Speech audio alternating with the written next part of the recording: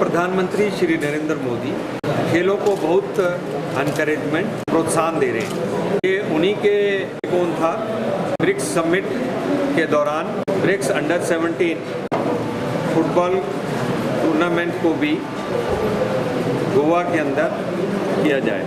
न केवल क्रिकेट बल्कि सब खेलों को प्रोत्साहन देना चाहते हैं, चाहे वो हॉकी हो, फुटबॉल हो, कुश्ती हो और दूसरे इंडिजिनस गेम हो।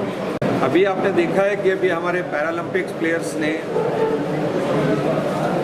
बहुत ही अच्छा किया है और अपने देश के लिए 4 मेडल जीतने में सफलता पाई है। अंडर 17 फुटबॉल का टूर्नामेंट का होना और उसके बाद अगले साल अंडर 17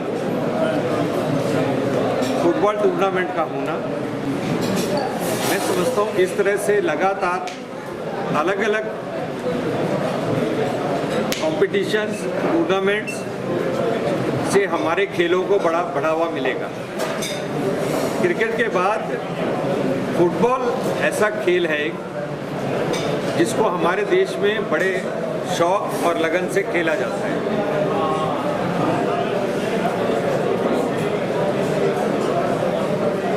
इस ब्रिक्स फुटबॉल टूर्नामेंट के कारण मुझे लगता है कि खेलों का अच्छा विकास होगा।